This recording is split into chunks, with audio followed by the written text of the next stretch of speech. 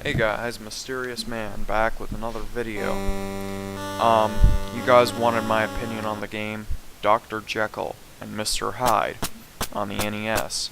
I think this game is highly underrated. You guys that do reviews on this game, you think you're so frickin' witty coming on here, mimicking and chiming the same arguments we've heard a million times. If you were to do a review on this game right now, you personally, you would say things like, oh, it's slow paced, oh, the weapon doesn't do anything, as if we haven't already heard that a million times. Come up with your own frickin' opinion, alright? Don't just say the thing that everyone else frickin' said, because then it means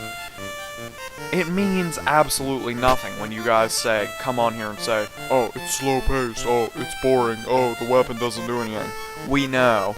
We're aware of that opinion now. Thank you. You shoved it into our faces, you shoved it down our throats, and now we're aware of it.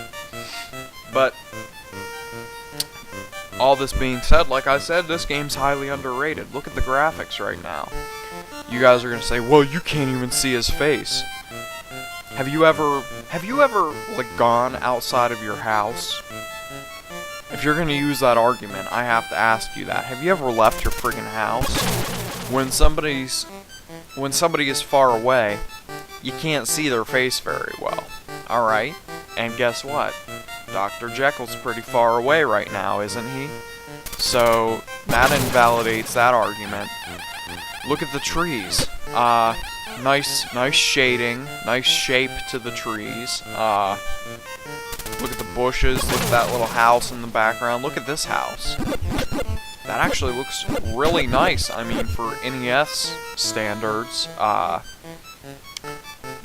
The graphics in this game, I gotta give it an 8.5 out of 10. The music and sound, that cat sound is kind of... That doesn't sound like a cat, like being angry at all. But, other than that, the bomb going off, that sounds pretty good.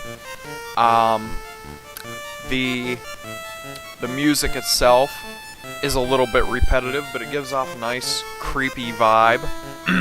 I feel that it sets the tone for the game very well, actually. The music, I'm gonna give a 7.5 out of 10. Music and sound. The story. Alright. Just to emphasize this, I'm gonna put it on pause. The story.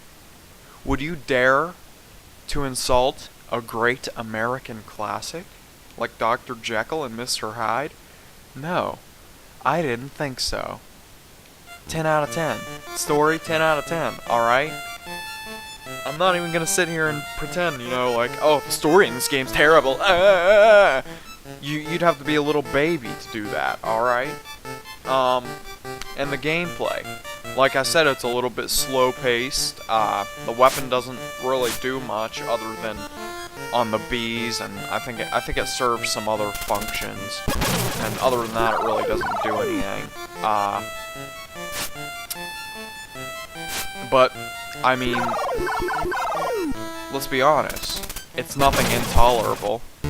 You guys sat there and pretended that it was terrible and horrible because everyone else did it, and you thought it would be really witty to freaking sit there and repeat what they said a million times already. What's that? Good. And I mean, this part's freaking fun. This part is fun.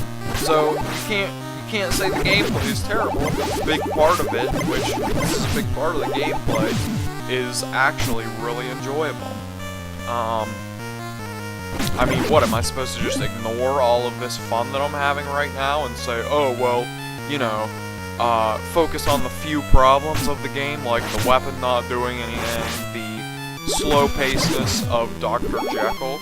Am I supposed to just ignore all of the fun that I'm having right now and just keep focusing on how boring those parts are? That would not even be logical. So, gameplay. 7 out of 10. Overall score for the game, I'm gonna give it an 8 out of 10. Thanks for watching, guys.